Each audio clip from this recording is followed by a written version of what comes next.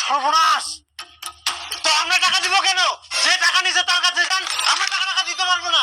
কাকা আপনি কি হলো, গেলেন কোথায়? দরজা খুলুন, দরজাটা খুলুন। ও কাকা, চাঁদনিদির নামে লোন আছে, লোনের কিস্তিটা আপনাদেরই দিতে হবে। দুদিন পর আবার আসছি। পাগল না তো। ও, এই জন্য তাহলে তুই রাগেছিস? হ্যাঁ, শালা জামাই বিটির নামে সব লোন গিলা নিয়ে নে পাচা উল্টাই খাই দেয়, এখন বাড়ি ছাড়ি পালাই গেলে কোনো যোগাযোগে নাই। ও আচ্ছা, হ্যাঁ। বাবা, তোমার জামাই ফোন করছে। দে মুখ দে ফোনটা। হ্যাঁ, হ্যালো।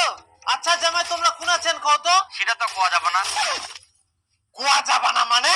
তোমরা যে তিনে সব কিস্তির টাকালা নিয়ে থুয়েন, কিস্তির টাকালা দিবে হবে না?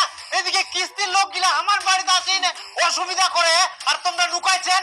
কিস্তির টাকা গিলা দেওয়ার ব্যবস্থা করো, আর না হলে ভদ্রলোকের মতো বাড়িতে এসো। না, যতদিন না কিস্তি টাকা শোধ হয় ততদিন আমরা বাড়ি যাবা নাই।